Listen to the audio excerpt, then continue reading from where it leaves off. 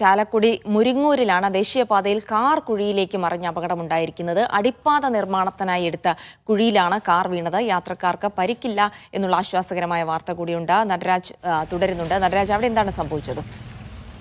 ജിൽസി, ദേശീയപാതയിൽ നമ്മൾ വാഹനം ഓടിക്കുമ്പോൾ കാർ പെട്ടെന്ന് തോട്ടിലേക്ക് മറിയുന്ന ഒരു സാഹചര്യം ആലോചിച്ചു. ദേശീയപാത സമീപത്തുള്ള സർവീസ് റോഡിന് അരികിലാണ് ഈ തോടുണ്ടായിരുന്നത്. നമുക്കറിയാവുന്നതുപോലെ തൃശ്ശൂരിൽ നിന്നും കൊച്ചി ഭാഗത്തേക്ക് യാത്ര ചെയ്യുമ്പോൾ ദേശീയപാതയിലൊക്കെ തന്നെ നിർമ്മാണ പ്രവർത്തനങ്ങൾ നിരവധി നടത്തുന്നുണ്ട്. അത്തരം നിർമ്മാണ പ്രവർത്തനങ്ങളുടെ ഭാഗമായി എടുത്ത കുഴിയാണിത്.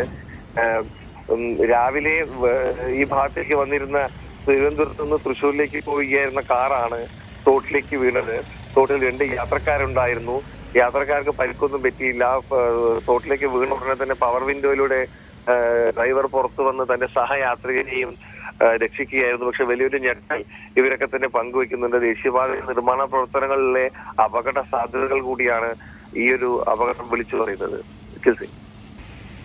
ശരി, നടരാജ് പരശുരാമാണ് വിവരങ്ങൾ നൽകിയത്. എന്തായാലും യാത്രക്കാർക്ക് പരിക്കില്ല എന്നുള്ളത് ആശ്വാസകരമായ വാർത്തയാണ്. പക്ഷേ ആ ദൃശ്യങ്ങൾ കാണുമ്പോൾ പേടിപ്പെടുത്തുന്നതാണല്ലേ. കാറൊക്കെ എങ്ങനെ പോയി അപകടത്തിൽ പെടുന്നു എന്ന് അറിയുമ്പോൾ തന്നെ കാണുമ്പോൾ തന്നെ നമുക്ക് പേടിയാവുന്നുണ്ട്. ശരി.